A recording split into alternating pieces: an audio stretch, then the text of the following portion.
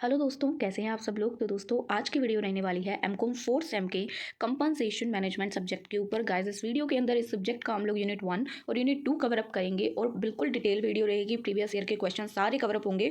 But reminder कि आप लोग अपनी कॉपी पेन लेके बैठें, जो भी क्वेश्चन आपको करवाए जाएंगे क्वेश्चन को नोट करें और उसके बाद उस क्वेश्चन के समरी पॉइंट्स या जैसे कह सकते हो हेडिंग्स को कॉपी में नोट करें ताकि आपको रिविजन के टाइम पे कोई दिक्कत ना आए। चलिए वीडियो की तरफ चलते हैं। सबसे पहला क्वेश्चन देखिए, हाउ टू यूज कंपनसेशन। जो कंपनसेशन मिलती है उसको एज अ मोटिवेशन टूल कैसे यूज करना है, मोस्ट रेलेवेंट थ्योरी बताओ। ठीक है, 2024 2023 2021 में क्वेश्चन आया। इसी के ऑपोजिट मॉनिटरी और नॉन मॉनिटरी बेनिफिट्स वगैरह बताने के लिए क्वेश्चन 2022 में आया है। जबकि कंपनसेशन के टूल तो वही होते हैं, मॉनिटरी बेनिफिट देना और नॉन मॉनिटरी बेनिफिट। तो दोनों क्वेश्चन का आंसर कंबाइन अगर एक ही बनाया मैंने और बनता भी एक ही है घूम फिर के, क्योंकि उसी के अंदर ये दोनों पॉइंट्स भी कवर हो जाएंगे, मॉनिटरी और नॉन मॉनिटरी। चलिए बात करते हैं। इंट्रोडक्शन दोनों के लिए ही दी गई है। कंपनसेशन का मतलब क्या होता है कि रिवॉर्ड मिलना। ठीक है, आपको अपने काम के लिए रिवॉर्ड दिया जा रहा है, इनाम दिया जा रहा है, that is a compensation. Compensation अब मॉनिटरी भी हो सकती है, नॉन मॉनिटरी भी हो सकती है, यानी कि आपको सैलरी, बोनस या इंसेंटिव भी मिल सकता है, या हो सकता है कि आपको शाबाशी मिले, आपको प्रमोशन दे दें, आपको कोई नई चीज़ सिखा दें, या कोई फ्लेक्सिबिलिटी आपको वर्क टाइम में दे दें। ठीक है, सो ये प्रॉपरली कंपनसेशन हेल्प करती है एम्प्लॉयज़ को अच्छे से काम करने में। वो कंपनी के प्रति लॉयल रहेंगे और जब भी वो काम कर रहे होंगे उनको हैप्पी हैप्पी फील होगा, यार कंपनी मेरे लिए बहुत सोचती है, कंपनी मेरे लिए बहुत सोचती है। अब कैसे, how to use compensation as a motivation tool. Compensation को मोटिवेशन टूल की तरह कैसे ट्रीट कर सकते हैं। पहले तो मोटिवेशन क्या होती है। मोटिवेशन मीन्स द एनर्जी या willingness to do good work. Motivate, अगर आप मोटिवेट हो गए तो आपके अंदर एक अलग ही एनर्जी होगी, आपकी खुद की इच्छा होगी, यार मुझे काम अब अच्छे से करना है। राइट कंपनसेशन पुश करती है एम्प्लॉयज़ को कि वो अपना बेस्ट दे, अगर उनको राइट तरीके से कंपनसेट किया जाएगा। मोस्ट रेलेवेंट थ्योरी इसकी जो होती है हसबर्ग 2 फैक्टर थ्योरी है। हसबर्ग थ्योरी हमें क्या कहती है। Herzberg says that there are 2 type of factors होते हैं मोटिवेशन में। मोटिवेशन में 2 तरह के फैक्टर्स होते हैं, हसबर्ग थ्योरी हमें कहती है। First one is hygiene factor, second one is motivator. Hygiene factor यानी कि उसकी सैलरी, उसकी जॉब की सिक्योरिटी, कंपनी के रूल्स या उसको रिकॉग्नाइज समथिंग करना, जो कि सैलरी वगैरह फेयर होनी चाहिए, डिससेटिस्फैक्शन को अवॉइड करती होनी चाहिए। आप उसको ऐसी सैलरी नहीं दोगे कि वो हाई लेवल का एम्प्लॉय और आप उसको चपरासी की सैलरी दे रहे हो, नहीं। हाइजीन फैक्टर फर्स्ट फैक्टर है जो कि इस थ्योरी के अंदर बताया जाता है। सेकंड, मोटिवेट, उसको उस एम्प्लॉय को मोटिवेट रखने के लिए आप क्या करोगे, उसको सबके सामने रिकॉग्नाइज करोगे, उसका प्रमोशन करोगे, उसको नई नई अचीवमेंट्स दिलवाओगे, जिससे क्या होगा, उसकी सेटिस्फेक्शन और इंक्रीज होगी और वो कंपनी में काम करते वक्त मोटिवेटेड फील करेगा, यार मेरा तो बहुत अच्छा करियर है। ठीक है, so if companies give fair pay plus reward plus career growth, तो एम्प्लॉय को अच्छा लगेगा, मोटिवेटेड फील होगा और वो खुश रहेगा कंपनी के अंदर। ठीक है, अब स्ट्रेटेजीज क्या है to motivate executives. Executives are senior level staff. Executives कौन होता है, सीनियर लेवल स्टाफ, और उनको स्पेशल मोटिवेशन के मेथड्स की ज़रूरत होती है, क्योंकि अब हमने एग्जीक्यूटिव जो टॉप लेवल मैनेजर्स या टॉप लेवल के अथॉरिटीज़ वाले हैं उनको मोटिवेट करना है, उसके लिए स्ट्रेटेजीज चाहिए।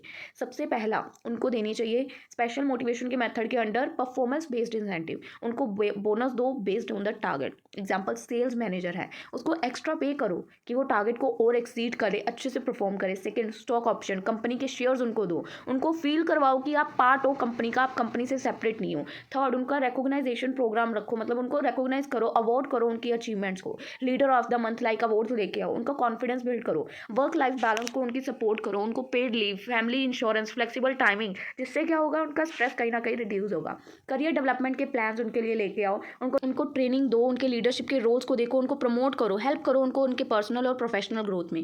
प्रॉफिट शेयर करो, share a part of companies profit, जिससे क्या होगा, जो टॉप लेवल के एग्जीक्यूटिव्स होंगे उनके अंदर लॉयलिटी क्रिएट होगी कि हमने भाई कंपनी का किसी भी हाल में साथ नहीं छोड़ना है। अब अगर बात करें मॉनिटरी और नॉन मॉनिटरी बेनिफिट्स की, तो ये एम्प्लॉयज़ को कैसे मोटिवेट करती हैं। जो मॉनिटरी बेनिफिट्स होते हैं, पहली बात ये मनी बेस्ड होते हैं, पैसा किसको नहीं भाता है ना। तो मॉनिटरी बेनिफिट्स कौन कौन से हो सकते हैं, आपको सैलरी मिल सकती है, बोनस मिल सकता है, over time, commission, retirement benefit, medical insurance. ये बेनिफिट्स हेल्प करते हैं एम्प्लॉयज़ की कि वो अपनी बेसिक नीड्स को पूरा कर पाएं और उनको एक फाइनेंशियल सिक्योरिटी देती है। और नॉन मॉनिटरी बेनिफिट्स कौन से होते हैं, ये मनी बेस्ड नहीं होते हैं, इसमें आपको रिकॉग्नाइज किया जाता है, आपका प्रमोशन किया जाता है, आपको फ्लेक्सिबल वर्किंग आवर्स दिए जाते हैं, आपको आपके जॉब की सिक्योरिटी दी जाती है, ट्रेनिंग दी जाती है, रिस्पेक्ट दी जाती है, आपको एक अच्छा काम करने के लिए इन्वायरमेंट दिया जाता है। ये होते हैं नॉन मॉनिटरी बेनिफिट्स। तो नॉन मॉनिटरी बेनिफिट्स आपको एक इमोशनल सेटिस्फेक्शन प्रोवाइड करते हैं, आपको ऐसा लगता है कि मेरी सेल्फ रिस्पेक्ट बची हुई है, क्योंकि पैसे लेके तो कई लोगों को लगता है ना, जब हम मनी बेनिफिट्स लेते हैं, भाई मैंने अपनी सेल्फ रिस्पेक्ट को बेच दिया, तो वो चीज़ नहीं होती है। ठीक है, लॉन्ग टर्म के लिए आपकी हैप्पीनेस बनी रहती है। अब ग्लोबल कंपनसेशन ट्रेंड क्या है। अक्रॉस द वर्ल्ड, पूरी दुनिया में कंपनीज यूज़ कर रही हैं मिक्स ऑफ मॉनिटरी और नॉन मॉनिटरी बेनिफिट्स का अपने एम्प्लॉयज़ को खुश करने के लिए। ठीक है, अगर हम ग्लोबल लेवल पे देखें, हर कंपनी इसका यूज़ कर रही है मॉनिटरी और नॉन मॉनिटरी बेनिफिट्स का, क्योंकि एम्प्लॉयज़ हर तरह के हैं, किसी को पैसा चाहिए, किसी को नहीं चाहिए। तो की ट्रेंड क्या आ रहे हैं, उनकी परफॉर्मेंस के लिए उनको पे करो, बोनस दो उनकी परफॉर्मेंस के बेस पे। कोई फिक्स पे नहीं है कि इनको देना ही देना है, उनकी परफॉर्मेंस के बेस पे उनको थोड़ा बहुत बोनस दो, फ्लेक्सिबल बेनिफिट्स प्रोवाइड करो। एम्प्लॉयज़ चूज़ कर सकते हैं कि कौन से बेनिफिट्स उनको चाहिए, इंश्योरेंस, कार, ट्रैवल। ठीक है, थर्ड, रिमोट वर्क प्रोवाइड करो, उनकी वर्क लाइफ को बैलेंस करो। मैनी कंपनीज अलाउ करती हैं कि आप घर से काम कर सकते हो और आपकी मेंटल हेल्थ को भी सपोर्ट करती है। ठीक है, फोर्थ, एम्प्लॉयज़ के लिए रिकॉग्नाइजेशन प्रोग्राम चलाओ, अवार्ड दो, सर्टिफिकेट दो, अप्रिजिएट करो उनकी पोस्ट को, ताकि उनका मतलब कॉन्फिडेंस बूस्ट हो। स्किल बेस्ड उनको पे करो, एक्स्ट्रा पे करो अगर उनके अंदर कोई एक्स्ट्रा स्किल्स हैं, या उसके लिए उनको सर्टिफिकेट करो। ठीक है, उसके बाद ग्लोबल मोबिलिटी पैकेजेस रखो, बेनिफिट्स एंड पे जो दिए जा रहे हैं उनके लिए international roles like housing, travel, relocation उनको प्रोवाइड करो। पैकेजेस दो, जैसे घर के ट्रैवलिंग पैकेजेस दे दिए, भाई आप टूर पे जाके आओ, साल में एक टूर दे दिया टॉप लेवल एग्जीक्यूटिव्स को।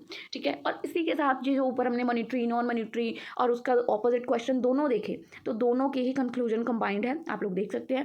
बात करते हैं सेकंड क्वेश्चन की, 2024 में आया। जो ऊपर वाला आंसर है ना, आपने कंबाइन ही लिखना है पेपर में, उसको तोड़ मरोड़ के लिखने की कोशिश मत करना। ठीक है, second question, discuss in detail need और रोल। कंपनसेशन मैनेजमेंट के नीड और रोल क्या है ऑर्गेनाइजेशन में। कंपनसेशन मैनेजमेंट क्या है, कंपनसेशन का मतलब क्या होता है, मनी एंड बेनिफिट्स एक ऑर्गेनाइजेशन अपने एम्प्लॉय को दे रही है उसके काम के लिए। कंपनसेशन मैनेजमेंट का मतलब क्या होता है, planning, giving and controlling the right salary, bonus, कितने बेनिफिट्स देने हैं एम्प्लॉयज़ को, उसको कंट्रोल करना, कि प्लान करके चल रहे हैं कि किसको कितना कब क्या देना है, किसको बेनिफिट सैलरी देनी है, किसको अब बोनस देने का समय आ गया, किसको प्रमोट करने का समय आ गया। तो ये चीज़ों को कंट्रोल करके देखना, that is the compensation management, कि कितना कंपनसेट किसको कब करना, उसको मैनेज करना। इट्स अबाउट मेक श्योर कि एम्प्लॉयज़ को फेयरली मोटिवेटेड और हैप्पी फील कराया जाए, फेयरली उनको पे किया जाए। ठीक है, ये ना हो कि एक ही बंदे को आप प्रमोशन दे जा रहे हो, बाकी सारे खड़े होकर शक्लें तक रहे हैं, वो चीज़ नहीं होनी चाहिए। सबका आपको ध्यान में रखना है, किसको प्रमोशन देने का टाइम आया है, किसके बोनस का, किसको ट्रैवल पे भेजने का टाइम है, हर चीज़ आपको ध्यान पे रखनी है। क्यों ज़रूरत है कंपनसेशन मैनेजमेंट की, why compensation management is important, क्योंकि ये अच्छे एम्प्लॉयज़ को आपकी कंपनी की तरफ अट्रैक्ट करेगी। जब आप गुड सैलरी, बेनिफिट्स दोगे तो कंपनी टैलेंटेड लोगों को अपनी तरफ अट्रैक्ट करेगी। हर कोई चाहेगा कि मुझे इस कंपनी में काम करना है जहाँ पे बहुत अच्छी पे किया जाता है, बोनसेस दिए जाते हैं, नॉन मॉनिटरी बेनिफिट्स दिए जाते हैं। Second, to keep retain good employees. Second need क्या है कि आप जो आपके पास अच्छे एम्प्लॉयज़ आप उनको रिटेन करके रख पाओगे, वो कभी भी आपकी कंपनी छोड़ के नहीं जाएंगे। वैन एम्प्लॉयज़ आर हैप्पी, जब वो खुश होंगे, जो उनको पेमेंट मिल रही है, तो वो लंबे समय तक कंपनी में टिकेंगे। इसलिए क्या होगा, टर्न ओवर उनकी रिड्यूस होगी, वो कंपनी को कम छोड़ के जाएंगे।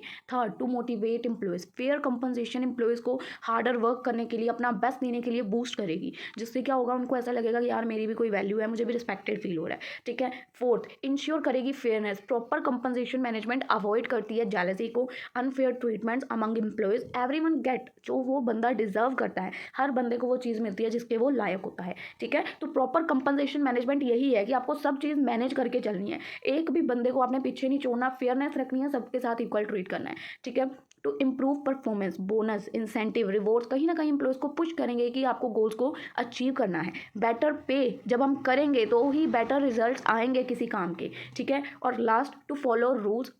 एवरी कंट्री के खुद के लेबर लॉ होते हैं, कानून होते हैं कि इतने मिनिमम वेजेस तो आपने देनी है, किसी से कोई ओवर टाइम नहीं करवाना है, इतने बेनिफिट्स तो आपने अपनी लेबर को देने हैं। तो गुड कंपनसेशन मैनेजमेंट हेल्प करेगी कंपनीज की कि आप लेबर लॉ को फॉलो कर सकते हो और किसी भी तरह की लीगल प्रॉब्लम से बच सकते हो, अवॉइड कर सकते हो। Seventh, to build company good image. अगर कंपनीज अच्छा पे कर रही हैं तो उनकी डेफिनेटली एक अच्छी रेपुटेशन बनेगी मार्केट में, ईजियर हो जाएगा, आप नए टैलेंट को ईजिली अपनी तरफ अट्रैक्ट कर पाओगे और उसको हायर कर पाओगे जब भी आपको ज़रूरत होगी। अब कंपनसेशन मैनेजमेंट का क्या रोल है एक ऑर्गेनाइजेशन के अंदर, how it help the company, और कंपनसेशन मैनेजमेंट कैसे कंपनी की मदद करती है। पहली, जॉब सेटिस्फैक्शन क्रिएट करती है, जब एम्प्लॉयज़ को फेयरली पे होगा, वो खुश होंगे, सेटिस्फाई होंगे, हैप्पी एम्प्लॉयज़ अच्छी परफॉर्मेंस देंगे। Help achieving business goal, good compensation plan are link to the company goals. अच्छे कंपनसेशन प्लान ऑलवेज लिंक्ड होते हैं। अगर एक सेल का टारगेट आपको अचीव करना है तो डेफिनेटली आपको बोनस देना पड़ेगा, है ना। तो अगर आप लालच दोगे आगे एम्प्लॉयज़ को कि जो भी मतलब अच्छा परफॉर्मेंस करेगा इस वीक में उसको बोनस मिलेगा या उसको अप्रिशिएट करेंगे,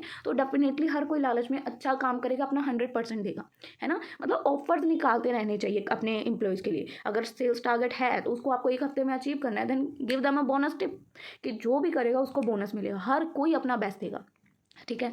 इनकरेज स्किल डेवलपमेंट, रिवॉर्ड्स देना कहीं ना कहीं उनको नई स्किल सीखने की तरफ इनकरेज करता है कि मैं खुद को और इम्प्रूव करूंगा, मैं नई चीज़ें सीखूंगा। जितने स्किल्स एम्प्लॉय होंगे उतना कंपनी जल्दी ग्रो करेगी। फोर्थ, हेल्दी कंपटीशन प्रमोट होगा। इंसेंटिव्स फॉर बेटर परफॉर्मेंस, कहीं ना कहीं एक हेल्दी कंपटीशन एम्प्लॉयज़ के बीच में क्रिएट करेंगे। हर कोई अपना बेस्ट देने की कोशिश करेगा। Control labour cost, proper planning ensure करेगी कि कंपनी फेयरली सबको पे करे और पैसों को थोड़ा बचाए भी। अवॉइड करेंगे कि टू मच या टू कम, मतलब लिटल पे करने से अवॉइड करेंगे। सिक्स, एम्प्लॉयर और एम्प्लॉय के रिलेशनशिप को कहीं ना कहीं स्ट्रेंथ मिलेगी। गुड कंपनसेशन एक ट्रस्ट बिल्ड करेगी between the company and the employees. Employees को ऐसा लगेगा यार मैं कंपनी के लिए लॉयल हूँ, कंपनी मेरे साथ कनेक्टेड है, एम्प्लॉयर मेरे साथ कनेक्टेड है, मुझे इस कंपनी से और कुछ नहीं चाहिए। ठीक है। और सेवंथ, हेल्प करें ड्यूरिंग बिजनेस चेंजेस। ड्यूरिंग जब हम मर्ज कर रहे हैं या बिजनेस को एक्सपैंड कर रहे हैं या डाउन साइड कर रहे हैं, कंपनसेशन मैनेजमेंट हमारी हेल्प करेगी कि हम सैलरीज को, बेनिफिट्स को प्रॉपरली एडजस्ट कर पाएंगे। बट ये तभी पॉसिबल है जब हमने कंपनसेशन मैनेजमेंट कर रखी होगी। तो यहीं पे क्वेश्चन की दी हुई है conclusion.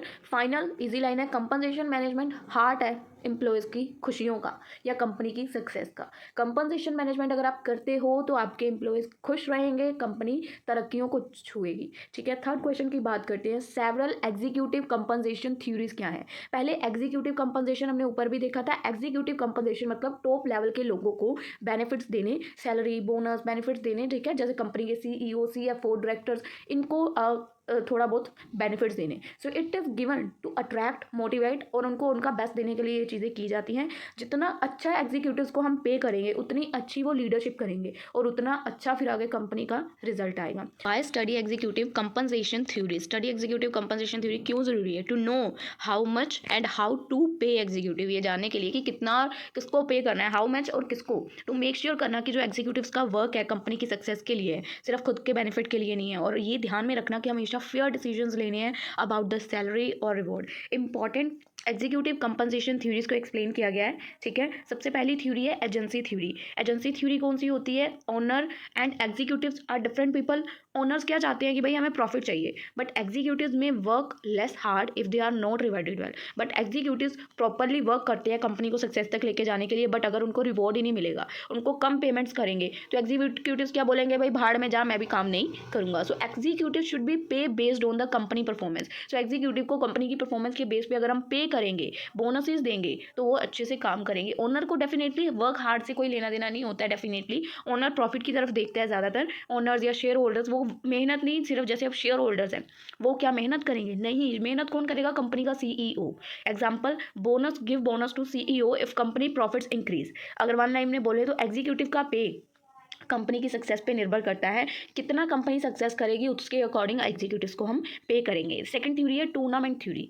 Executive compete with players in a tournament. Executives compete करते हैं टूर्नामेंट प्लेयर्स के साथ। लाइक एवरीवन अपना वर्क हार्ड करता है कि मुझे टॉप की जॉब पे टिके रहना है, because reward is very big. Top level का जो रिवॉर्ड होता है, जितनी हाई पोस्ट है उतना रिवॉर्ड अच्छा होगा।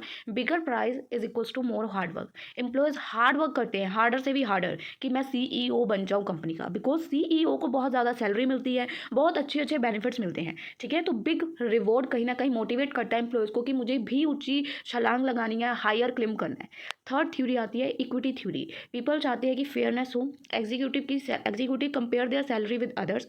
अगर उनको लगेगा कि उनको कम पे की जा रही है, दे फील एंग्री और डीमोटिवेटेड। तो इक्विटी थ्योरी होनी चाहिए, सबको फेयरली ट्रीट करना है। ठीक है। अ मैनेजर फील बैड अगर दूसरे मैनेजर को ज़्यादा प्रॉफिट मिलेगा सेम काम के लिए, तो फेयरनेस रखनी है। ये थ्योरी बताती है कि जितने मैनेजर्स हैं सबको सेम फेयर पे करना है।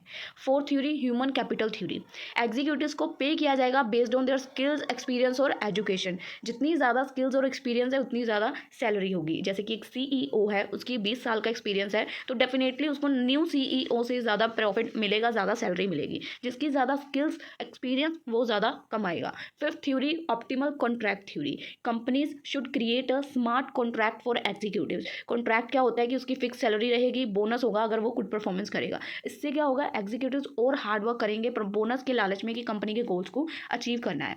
CEO get a base salary तो उसको मिलेगी, बट ऑल्सो स्टॉक ऑप्शन अगर प्रॉफिट राइज होता है। ठीक है। तो सिंपल है कि स्मार्ट कॉन्ट्रैक्ट करते हैं जिससे कि एग्जीक्यूटिव्स एंड कंपनी दोनों एक साथ ग्रो करते हैं। एग्जीक्यूटिव अपना बेस्ट देता है बोनस के लालच में और कंपनी भी ग्रो करती है। सिक्स्थ क्या है, stakeholder theory. Stakeholder theory का क्या आइडिया है, executive should work not only for shareholder. Executive सिर्फ शेयर होल्डर्स के लिए वर्क नहीं करते but also for all stakeholder like employees, customer, society, सबके लिए। तो पे डिज़ाइन इनका क्या होगा, कंपनसेशन इनकी जो होगी इनकी सोशल रिस्पॉन्सिबिलिटी, एम्प्लॉय की वेलफेयर या लॉन्ग टर्म वैल्यू क्रिएशन के बेस पे होगी कि कितनी वैल्यू ये कंपनी को क्रिएट करके दे रहे हैं।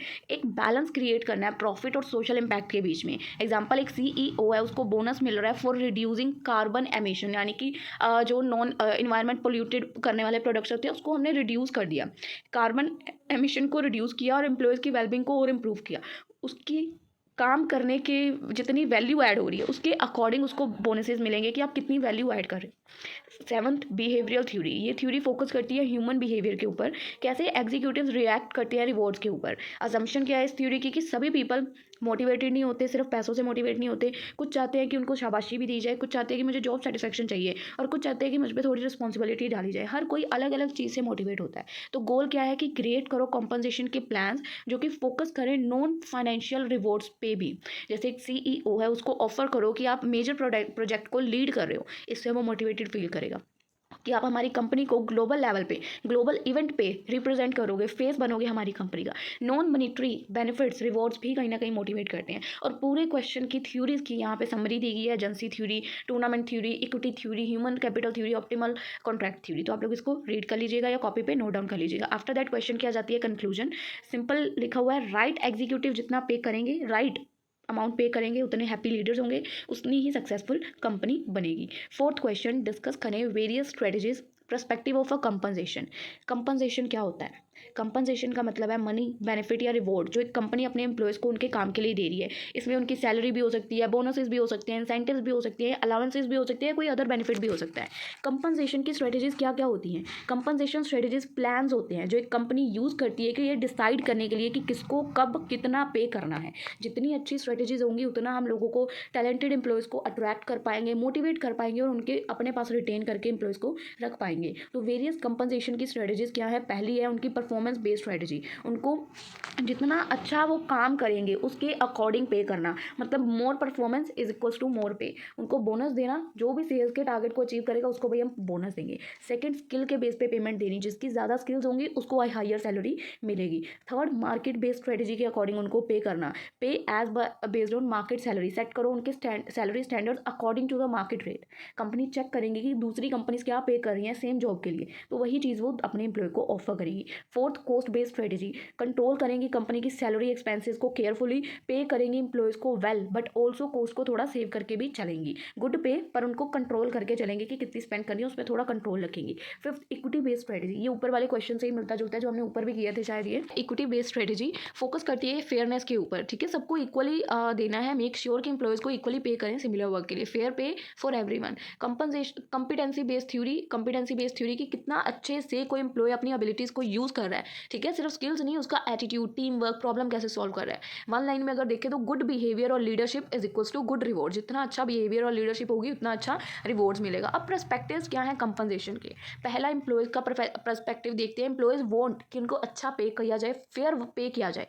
वो देखते हैं कि सैलरी, बोनस, ग्रोथ की अपॉर्चुनिटीज़ क्या मिल रही हैं हमें कंपनी में। एम्प्लॉयज़ क्या चाहते हैं, सिंपल लाइन में, एम्प्लॉयज़ वांट कि उनको सेम उनके हार्डवर्क और स्किल्स के अकॉर्डिंग मैचिंग पेमेंट मिले।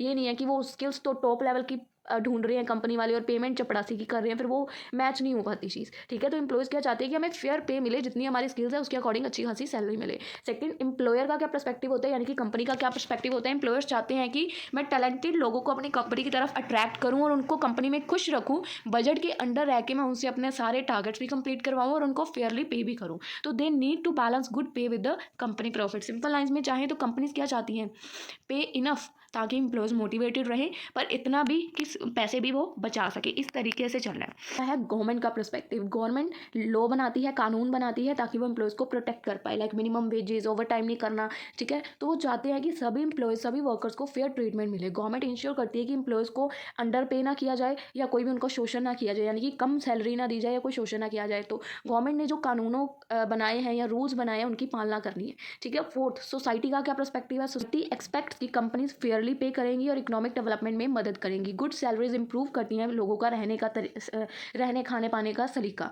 सो फेयर पे एक अच्छी सोसाइटी बिल्ड करती है। जितना आप अच्छी सैलरी दोगे तो उनका सलीका रहने का बदलेगा। और यहीं पे एक क्वेश्चन की समरी और कंक्लूजन दी गई है। ठीक है, अब यहाँ पे फाइनल लाइन दी गई है, right compensation happy employee plus success plus strong society build होगी।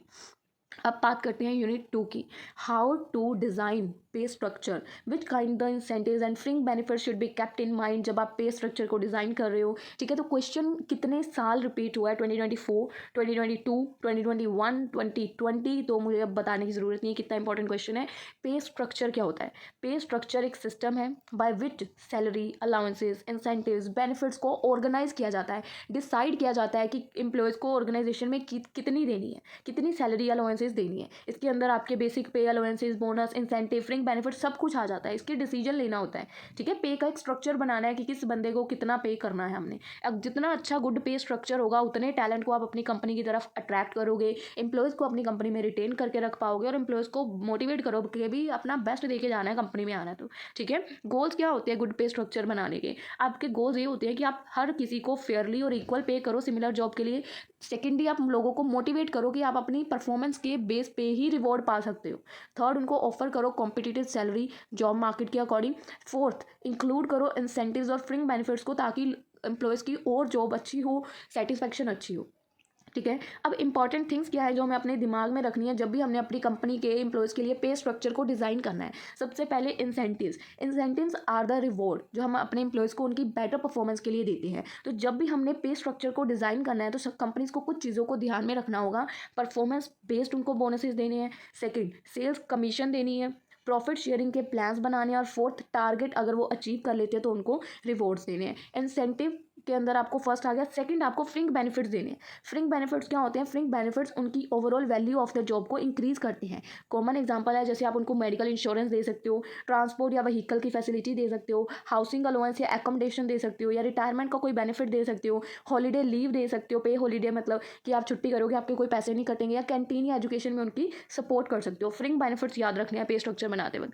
अब फोर्थ स्टेप्स क्या इन्वॉल्व होने चाहिए जब भी आपको एक पे स्ट्रक्चर को डिज़ाइन करना है? सबसे पहले आपको उस एम्प्लॉय की जॉब को अनालाइज करना है, स्टडी करना है डिफरेंट जॉब रोल्स को कंपनी में, अंडरस्टैंड करना है कि हर एम्प्लॉय की क्या रिस्पॉन्सिबिलिटी है, क्या क्वालिफिकेशन है, क्या स्किल्स की इसको ज़रूरत है। सेकंड, उसकी जॉब को इवेल्युएट करो, रैंक देखो कि कितनी डिफिकल्टी, कितनी रिस्पॉन्सिबिलिटी वो बंदा उठा रहा है। ठीक है, आपको क्योंकि फेयरनेसली पूरा काम करना है, हर किसी को फेयरली पे करना है। थर्ड, आप मार्केट रिसर्च करो, कंपेयर करो इंडस्ट्री स्टैंडर्ड्स के साथ सैलरी बाकी इंडस्ट्री में सिमिलर जॉब्स की कितनी दे रहे हैं। ठीक है, स्टे कॉम्पिटिटिव भी रहना है। ये नहीं है कि आपने अपने अकॉर्डिंग डिसाइड कर लिया कि इसकी ज़्यादा रिस्पॉन्सिबिलिटी है तो इसको इतनी सैलरी दूंगा। नो, मार्केट के साथ भी कंपेयर करना है कि सिमिलर जॉब की मार्केट में क्या सैलरी दे रहे हैं। Fourth, fix pay ranges, create करो एक pay band for each job role. ठीक है, मिनिमम और मैक्सिमम सैलरी होगी, इसमें आप बेसिक इंक्लूड्स करो, basic pay plus DNS allowance plus HRA plus incentive सब कुछ आपने उसमें पे करने हैं। फिक्स पे की रेंजेस सेट कर दो। फिफ्थ, इंक्लूड करो अलाउंसेज एंड बेनिफिट्स, ऐड करो components like travel allowance, housing allowance, medical facility उनको देना। Six, in corporate performance incentives दो, ऐड करो reward system like bonus, increment, profit sharing. Fifth, review करो उसको और अप्रूव करो। फाइनल रिव्यू करेगी मैनेजमेंट या एचआर टीम, अलाइन करेगी कंपनी के बजट के साथ, कहीं ओवर तो नहीं हो गया, फाइनेंशियल पॉलिसीज मिल रही हैं, और कम्युनिकेट करेगी क्लियरली। फिर उसके बाद इन्फॉर्म कर देगी एम्प्लॉयज़ को कि उनकी इतनी सैलरी का स्ट्रक्चर है और ये बाकी के सारे कंपोनेंट्स आपको दिए जाएंगे। अब किस टाइप्स ऑफ इंसेंटिव प्लान्स और एग्जीक्यूटिव कौन कौन से होते हैं? एग्जीक्यूटिव्स कौन से होते हैं आपको पता है ना? एग्जीक्यूटिव्स और top level manager are often given, उनको स्पेशल इंसेंटिव प्लान्स दिए जाते हैं। एग्जीक्यूटिव्स के लिए इंसेंटिव प्लान्स क्या होते हैं उसके बारे में बात कर रहे हैं हम। ठीक है, तो इंसेंटिव्स तो टॉप लेवल वाले बंदे होते हैं, हमें पता है। तो उनकी क्या स्पेशल इंसेंटिव्स दिए जाएंगे उनकी लीडरशिप कंपनी की परफॉर्मेंस के बेस पे? तो कॉमन एग्जीक्यूटिव इंसेंटिव प्लान्स है। सबसे पहले उनको परफॉर्मेंस के अकॉर्डिंग बोनस दिए जाएंगे, एक्स्ट्रा पेमेंट दी जाएगी अगर वो अपने गोल्स को अचीव कर लेते हैं। सेकंड, प्रॉफिट शेयर किया जाएगा, कंपनी के प्रॉफिट्स का कुछ पार्ट उनको पे किया जाएगा। थर्ड, उनको स्टॉक्स के ऑप्शन दिए जाएंगे, एग्जीक्यूटिव कंपनी के शेयर्स को बाय कर सकते हैं। फोर्थ, उनको कमीशन दी जाएगी सेल्स या प्रोजेक्ट के ऊपर। ठीक है, उनको पेमेंट की जाएगी अगर कोई भी प्रोजेक्ट सक्सेस हो जाता है। फोर्थ, डेफर्ड बोनस दिया जाएगा फ्यूचर ईयर्स में के लिए सेव करके, लॉन्ग टर्म के गोल्स के साथ लिंक करके। और last, gain sharing incentive based on the team या डिपार्टमेंट के परफॉर्मेंस के अकॉर्डिंग उनको इंसेंटिव दिया जाएगा जो भी प्रॉफिट होगा। अब which executive plan is most effective? जो टॉप लेवल के प्लान्स हमने बनाए हैं उसमें से सबसे ज़्यादा कौन सा इफेक्टिव है? स्टॉक ऑप्शंस वाला। Among all the plan stock options most effective plan है। क्योंकि क्योंकि ये एक फीलिंग देगा आपको ओनरशिप की, इसमें आपको कंपनी के शेयर्स मिलेंगे। एग्जीक्यूटिव्स को मोटिवेट करेगा, भाई आप लॉन्ग टर्म ग्रोथ के लिए काम करो, क्योंकि जितना कंपनी ग्रो करेगी उतने शेयर्स ग्रो करेंगे, आपका बेनिफिट ही बेनिफिट है। अलाइन करेगा एग्जीक्यूटिव इंटरेस्ट के साथ, कंपनी की परफॉर्मेंस के साथ, और इनकरेज करेगा लॉयल और रिटेन रहना है कंपनी के साथ। और इसी के साथ ही क्वेश्चन हो जाता है यहाँ पे हमारा कंक्लूड। बात करते हैं सेकंड क्वेश्चन की, फ्रिंग बेनिफिट्स क्या होते हैं कंपनसेशन प्लान में, एक्सप्लेन करो different components in the same, discuss करो इंपॉर्टेंस ऑफ फ्रिंग बेनिफिट। मतलब पूरा फ्रिंग बेनिफिट के ऊपर आपको डिटेल में जाना है। ऊपर हमने एक सिर्फ पॉइंट किया था कि फ्रिंग बेनिफिट्स ये होते हैं, अब पूरा डिटेल में जाना है। फ्रिंग बेनिफिट्स होते क्या है? Fringe benefits are the extra benefit जो हम अपने अपने एम्प्लॉयज़ को देते हैं उनकी रेगुलर सैलरी के अलावा। रेगुलर सैलरी के अलावा जो एक्स्ट्रा बेनिफिट्स हम अपने एम्प्लॉयज़ को देते हैं, दैट इज़ फ्रिंज बेनिफिट। ये benefits non monetary indirect payments हो सकती हैं, जिससे क्या होगा, उनकी वर्क लाइफ की क्वालिटी और इम्प्रूव होगी, उनको उनकी जॉब में एक सिक्योरिटी फील होगी, और वो खुद में मोटिवेशन फील करेंगे, यार मुझे कंपनी अच्छा खासा पे कर रही है। फ्रिंग बेनिफिट्स एडिशनल एडवांटेजेस होती हैं या एडिशनल फैसिलिटीज़ होती हैं या एडिशनल सर्विसेज होती हैं जो एम्प्लॉयज़ को दी जाती हैं उनकी सैलरी के अलावा, या टोटल कंपनसेशन एक पैकेज बनाया जाता है एज अ पार्ट ऑफ। ठीक है, सिंपल वर्ड्स में यहाँ पे एक मीनिंग दिया गया इसी का, when an employ gets a salary उसको बोलते हैं direct compensation, but when the company give extra thing like आपको फ्री खाने को दे रही है, ट्रांसपोर्ट दे रही है, मेडिकल केयर, हाउसिंग, तो इनको बोलते हैं फ्रिंग बेनिफिट। आपको सैलरी तो मिल रही है, उसके अलावा आपको और अदर कह सकते हो ऑप्शंस भी मिल रहे हैं कि फ्री खाना भी मिल रहा है, ट्रांसपोर्ट भी, मेडिकल की, तो ये आपके फ्रिंग बेनिफिट्स हैं। ठीक है, ये जॉब को आपकी और अट्रैक्टिव बनाते हैं, आपको एक कंफर्ट प्रोवाइड करते हैं, भाई आप कंपनी में पूरी तरह सिक्योर हो। अब किस किस तरह के टाइप्स के फ्रिंग बेनिफिट्स होते हैं? ठीक है, मेन टाइप्स क्या है फ्रिंग बेनिफिट्स के? पहले तो आपको मेडिकल फैसिलिटी दी जाती है, फ्री और डिस्काउंट हेल्थ केयर, ठीक है, डॉक्टर विजिट, हॉस्पिटलाइजेशन दी जाती है, हाउसिंग अलाउंस दी जाती है, रेंट फ्री एकोमोडेशन या हाउस रेंट अलाउंस प्रोवाइड करते हैं, transport vehicle pick and drop की फैसिलिटी देते हैं, कैंटीन फैसिलिटी देते हैं कि आप कैंटीन में जाके कुछ भी फ्री में खा पी सकते हो, एजुकेशन अलाउंस देते हैं, आपके बच्चों की स्कूल की फीस या सपोर्ट करते हैं उनको पढ़ाने में, हॉलीडे पे हॉलीडे लीव्स देते हैं, vacation, sick leave, retirement benefits देते हैं, provident fund, gratuity, pension scheme, health and life insurance देते हैं। ठीक है, उसके बाद मैटर्निटी लीव देते हैं, जब मतलब प्रेग्नेंट होती है वुमेन तो मैटर्निटी लीव भी मिलती है। एम्प्लॉयज़ को डिस्काउंट देते हैं, स्पेशल डिस्काउंट अगर आप कंपनी से कोई प्रोडक्ट लेना चाहते हो, आपकी परफॉर्मेंस के ऊपर आपको एक्स्ट्रा पे करते हैं, बोनस देते हैं। ठीक है, रिक्रिएशनल फैसिलिटीज़ देते हैं, क्लब की मेंबरशिप, जिम की मेंबरशिप, सपोर्ट फैसिलिटीज़, तो आपको ये भी फ्री ऑफ कॉस्ट प्रोवाइड करते हैं। Loans at a low interest, easy और चीप लोन्स भी आपके घर, कार, एजुकेशन के लिए आपको प्रोवाइड करते हैं। तो ये सारे फ्रिंग बेनिफिट्स में आ जाते हैं। तो इंपॉर्टेंस क्या है फ्रिंग बेनिफिट की? अगर आपको एक अच्छा कंपनसेशन का पैकेज मिल रहा है, अच्छा कॉम्पनसेशन का पैकेज मिल रहा है, तो फ्रिंग बेनिफिट की क्या इंपॉर्टेंस होगी? डेफिनेटली आपकी जॉब में आप सेटिस्फाई रहोगे, आप कहोगे कि मैं तो बहुत खुश हूँ, मैं तो बहुत सिक्योर हूँ, मुझे एक्स्ट्रा बेनिफिट्स मिल रहे हैं। ठीक है, आप कंपनी छोड़ के क्या जाने के बारे में कभी सोचोगे भी नहीं। आप सोचोगे यार मुझे इतने अच्छे अच्छे बेनिफिट्स मिल रहे हैं, मेरी हेल्थ इंश्योरेंस, घर, सब कुछ तो कंपनी दे रही है, मुझे और क्या चाहिए। आप कंपनी में टिके रहोगे, आपकी वर्क लाइफ बैलेंस रहेगी, आपको फ्लेक्सिबल आवर्स दिए जाएंगे काम करने के लिए, आपको छुट्टी करने के भी पैसे दिए जाएंगे। ठीक है, तो आपकी वर्क लाइफ कहीं ना कहीं एक्टिविटीज़ और इंप्रूव होंगी, बैलेंस होगी। Fourth, health and safety, medical insurance की फैसिलिटी कहीं ना कहीं आपको प्रोटेक्ट करेगी, आपकी फैमिलीज को ज़रूरत आने पे उसकी ज़रूरत पड़ेगी तो आपको वो प्रोटेक्ट करेगी। फिफ्थ, इनकरेज, आपकी प्रोडक्टिविटी इनकरेज होगी, मोटिवेटेड और सेटिस्फाइड एम्प्लॉयज़ और अच्छे से वर्क करेंगे, इफेक्टिवली सिंसियरली वर्क करेंगे। कंपनी की इमेज एक पॉजिटिव बन जाएगी मार्केट में कि अच्छे अच्छे बेनिफिट्स को ऑफर करती है, कंपनी की रेपुटेशन बहुत अच्छी हो जाएगी, हर कोई वाह वाही कर रहा है। और लॉन्ग टर्म प्लानिंग में सपोर्ट करेगी, जब आप रिटायर होगे, सेविंग बेनिफिट्स हेल्प करती हैं एम्प्लॉयज़ को कि आप अपने आगे के फ्यूचर को यानी कि बुढ़ापे को अच्छे से प्लान कर पाओगे। और इसी के साथ यहाँ पे समरी दी है कि हमने क्वेश्चन में क्या क्या पढ़ा, मीनिंग, टाइप्स, कंपोनेंट्स और क्यों इंपॉर्टेंट है। और इसी के साथ ये क्वेश्चन आ जाता है, कंक्लूड हो जाता है। बात करते हैं थर्ड क्वेश्चन की, how to understand inter and intra industry compensation differential, highlight करें इंपॉर्टेंस ऑफ सच एक्टिविटी। 2024 का क्वेश्चन है। इन एवरी इंडस्ट्री या कंपनी सब एम्प्लॉयज़ को सेम सैलरी तो रिसीव नहीं होती है, even people with similar job उनको डिफरेंट सैलरी मिलती है, सेम जॉब के लोगों को भी कई बार डिफरेंट सैलरी मिलती है। तो ये जो डिफरेंस है सैलरीज का, इसको बोलते हैं कंपनसेशन डिफरेंशियल। कंपनसेशन डिफरेंशियल का मतलब जो सैलरी में डिफरेंसेस होता है, चाहे जॉब दोनों की सेम है पर फिर भी सैलरी अलग अलग है। तो ये मेन दो तरह की कंपनसेशन डिफरेंसेस होते हैं, इंटर इंडस्ट्री कंपनसेशन डिफरेंशियल और इंट्रा इंडस्ट्री कंपनसेशन डिफरेंशियल। तो इनको वन बाय वन ईजी समझते हैं। इंटर इंडस्ट्री कंपनसेशन डिफरेंशियल क्या होता है? This mean difference in salary between different industries for similar job. Different industries के अंदर सेम जॉब के लिए अलग अलग सैलरी पे की जा रही है। फॉर एग्जांपल एक मैकेनिकल इंजीनियर है, ऑटोमोबाइल इंडस्ट्री में वो 50,000 अ मंथ अर्न कर रहा है, पर वहीं दूसरा मैकेनिकल इंजीनियर है, वो टेक्सटाइल इंडस्ट्री में जाके काम कर रहा है, तो वहीं पर उसको वो जॉब 35,000 में ऑफर की जा रही है। क्यों? क्योंकि कुछ इंडस्ट्रीज ज़्यादा प्रॉफिटेबल है। अब अगर मैकेनिकल इंजीनियरिंग तो उसकी ज़्यादा ज़रूरत ऑटोमोबाइल में है, तो ऑटोमोबाइल वाले डेफिनेटली उसको हायर पे करेंगे। पर टेक्सटाइल में कहाँ उसकी ज़रूरत पड़ेगी मैकेनिकल इंजीनियरिंग की? टेक्सटाइल कौन सी होती है? कपड़ों वगैरह वाली इंडस्ट्री, वहाँ पे मैकेनिकल इंजीनियरिंग का कोई काम ही नहीं है, तो वहाँ उसकी सैलरी ऑफरिंग भी उतनी कम होगी। ठीक है, जहाँ स्किल की ज़्यादा डिमांड है वही तो आपको ज़्यादा पे करेंगे ना। ठीक है, अब इंटर इंडस्ट्री के जो डिफरेंसेस हैं उसके क्या क्या कारण हैं? पहला, profitability of industry. Richer industries होंगी वो ज़्यादा पे करेंगी। Second, union power. Stronger trade union negotiate कर सकती हैं हायर पे के लिए। Third, working condition. कितनी रिस्क है जॉब में, उतना आपको ज़्यादा पे करेंगे। फोर्थ, कितनी टेक्नोलॉजी यूज़ हो रही है, उतना ज़्यादा पे करेंगे। डिमांड फॉर टैलेंट, कितनी डिमांड है इंडस्ट्री में स्किल लेबर्स की, उतनी ज़्यादा वो पे करेंगे। अब बात करते हैं इंट्रा इंडस्ट्री कंपनसेशन डिफरेंशियल क्या होता है। This mean different in salary with in the same industry. Same industry के अंदर सैलरी में क्यों डिफरेंसेज है? जैसे दो मार्केट एग्जीक्यूटिव है, दोनों ही डिफरेंट कंपनीज में वर्क कर रहे हैं। ठीक है, two different companies in FMCG industry में हैव डिफरेंट सैलरी। एक को 40,000 मिल रही है, दूसरे को 60,000 मिल रही है। रीज़न क्या है? कंपनी का साइज, पॉलिसी, एक्सपीरियंस और जॉब रोल में डिफरेंस है। ठीक है, सेम इंडस्ट्री के अंदर दो कंपनीज है, दोनों ही सेम जॉब के लिए अलग अलग पे करी है, जस्ट बिकॉज कंपनी का साइज, पॉलिसी, एक्सपीरियंस अलग है। इसके कारण क्या हो सकते हैं? पहला कारण, साइज़ और रेपुटेशन कंपनी की। जितना बड़ा ब्रांड होगा वो उतनी हाई पे करेगा, अगर छोटा ब्रांड है तो वो कम सैलरी पे करेगा। जियोग्राफिकल लोकेशन, हो सकता है वो सेकंड कंपनी की लोकेशन अच्छी ना हो, जो अच्छी लोकेशन पे है डेफिनेटली वो हाई पे करेगी। एम्प्लॉय की स्किल और एक्सपीरियंस भी डिपेंड करती है, हो सकता है एक एम्प्लॉय ज़्यादा स्किल हो, दूसरे के पास कोई क्वालिफिकेशन ही ना हो। फोर्थ, कंपनी की पॉलिसी होती है कंपनसेशन स्ट्रक्चर को फॉलो करने के लिए।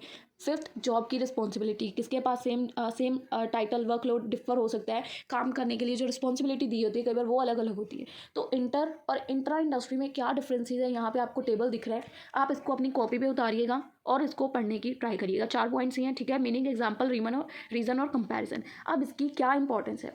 अगर आप कंपनसेशन डिफरेंशियल को स्टडी करते हो तो इससे क्या इंपॉर्टेंस होगी?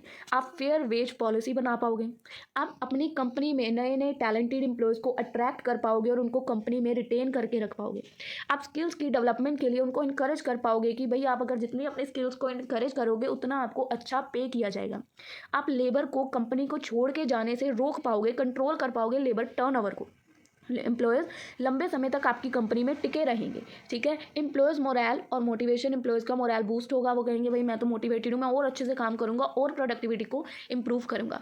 फिर 6 क्या है? HR प्लानिंग में बहुत यूज़फुल है।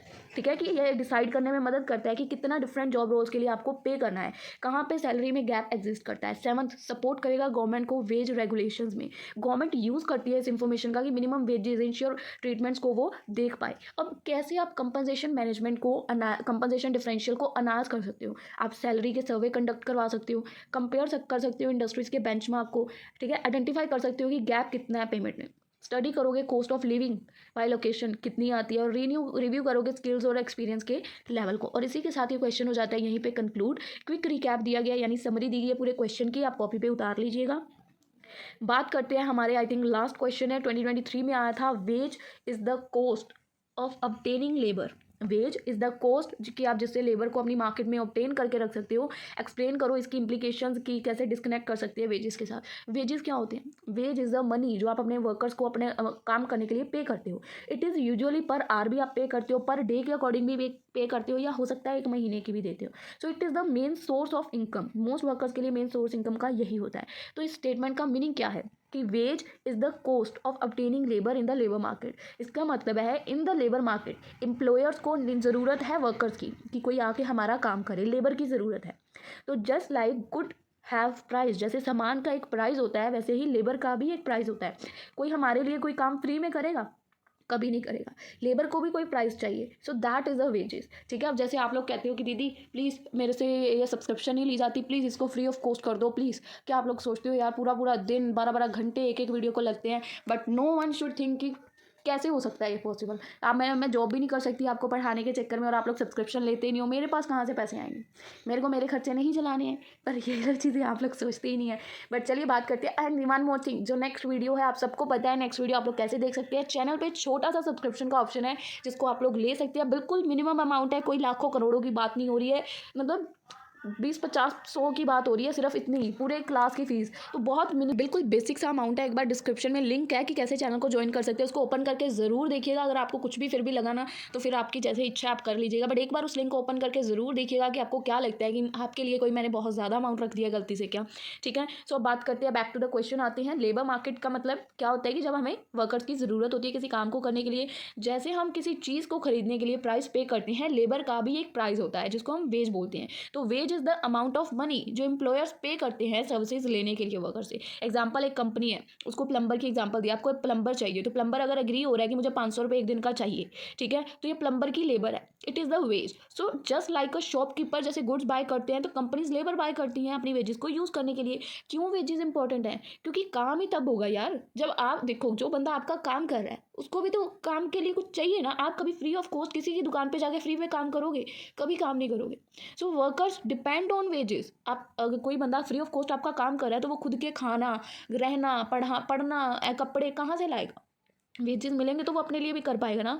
तो fair wages keep workers motivated, loyal and happy. तो लो और अनफेयर वेजेस अगर कम या अनफेयर या मतलब आनाकानी करे कोई पे करने में, तो उसकी वजह से गुस्सा, स्ट्रेस, लो परफॉर्मेंस खत्म हो जाएगी। ठीक है, तो इम्प्लीकेशंस क्या है, इसका बैड इफेक्ट क्या पड़ता है, कैसे एम्प्लॉयर्स डिस्कनेक्ट हो जाते हैं जब वर्कर्स आर नॉट हैप्पी, जब वर्कर्स अपनी वेजेस से खुश नहीं होते हैं। बहुत सारी प्रॉब्लम्स अराइज होती है। पहली, लो प्रोडक्टिविटी, मतलब वर्कर का दिल ही नहीं करेगा कि मैं आपके लिए काम करूं, वो धीरे धीरे बिना किसी जिम्मेदारी के काम करेगा। क्वालिटी काम की धीरे धीरे डाउन आ जाएगी। हाई एब्सेंटेज, वो मतलब ऑब्वियसली छुट्टी पे ही रहेगा। वो ट्राई करेगा साइड जॉब कर ले, एक्स्ट्रा मनी कमा ले, पर आपका काम नहीं करना। Third, high turnover, workers leave, company को छोड़ के चला जाएगा। हायर कर लेगा, hiring and training new people आपको कॉस्टली पड़ेंगे।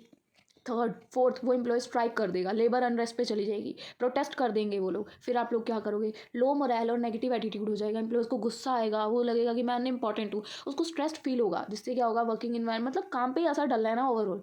पुअर कस्टमर की सर्विसेज हो जाएंगी। अब अनहैप्पी वर्कर है तो उसको कस्टमर बैडली ही ट्रीट करेगा, कंपनी को अपनी रेपुटेशन को लूज़ करना ही पड़ेगा, है ना। यूनियन का प्रेशर आ जाएगा। अब मैं आपको बात बताऊँ, मुझे आज ही सुबह शायद एक लड़की का मैसेज आया, तो आपका पिछला पेपर कैंसिल हुआ 403 का, है ना, तो उसकी मैंने एक वीडियो डाल दी। तो मुझे कह रही है कि भाई दीदी मैंने ना मेंबरशिप ली हुई है 1 महीने की, तो आप उसकी दूसरी वीडियो भी डाल दो तो मैं कर लूँगी, बाद में मेंबरशिप खत्म हो जाएगी। पेपर मैंने तो नहीं कैंसिल किया, पहली बात, पेपर गवर्नमेंट की तरफ से कैंसिल हुए हैं। सेकेंडली, मेंबरशिप का क्या अमाउंट इतना ज़्यादा है कि आप लोग दोबारा ले नहीं सकते? क्या आपकी एक सब्जेक्ट की जो ट्यूशन की फ़ीस होती है उससे भी मुझे लग रहा है ज़्यादा है। मुझे लग रहा है, पता नहीं बाकी आप लोग क्या कहते हो। मुझे बहुत 1-2 लड़कियों का मैसेज आया, यार दीदी हमने मेंबरशिप ले रखी है, प्लीज़ आप जल्दी सारी वीडियोज़ डाल दो ताकि हम उसके जो कंप्लीट होने से पहले पहले सारी वॉच कर लें। अब जब डेटशीट जिसके अकॉर्डिंग आएंगी, वीडियोज़ वैसे ही डलती हैं, हमारे चैनल का ये रूल है।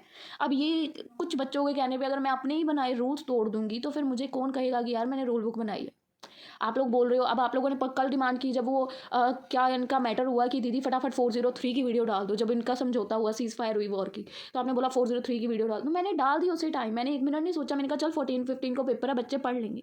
बट अब जैसे ही सीज फायर उन्होंने तोड़ी, तो उसकी खत्म हुआ सीज फायर वाला इशू, तो उन्होंने पेपर ही कैंसिल कर दिया, वो बोला 403। तो मेरी गलती थोड़ा है? आप तो ऐसे रिएक्ट कर रहे हो, यार दीदी आप पेपर कैंसिल हो गया, अब आप अगले की भी वीडियो डाल दो। कैसे डल जाएगी? कि आप लोग आके बनाओ। 8 दिन पड़े हैं अभी इस पेपर को, जब मैं वीडियो बना रही हूँ ना कंपनसेशन के, और मुझे 10 दिन से मैसेज आ रहा है बच्चों का, दीदी वीडियो डाल दो। कैसे डल जाएगी? आप 10 दिन पहले पेपर की तैयारी कर लेते हो, तो मैं कैसे कर सकती हूँ? मेरे को भी तो टाइम लगेगा ना वीडियोज़ को बनाने के लिए। बट ये चीज़ कोई नहीं समझता है। सबको होता है कि मेरा काम बने, बाढ़ में जाए जनता। वो हाल है आप लोगों का। दीदी जब पेपर आपके फिनिश हो जाते हैं ना, आप लोग बताइए जाते हो, अब हमें ज़रूरत नहीं है दीदी की, अब दीदी जो मर्जी करे, जहाँ मर्जी जाए, है ना। फिर मेरा मन नहीं करता है आपके लिए वीडियोस बनाऊं। बट चलो, आपका तो लास्ट ईयर है, अब आपको इसके बाद ज़रूरत भी नहीं पड़ेगी। आप बोलोगे दीदी फिर से बोर कर रही है, बट रहने देते, आप पे कोई असर तो है नहीं।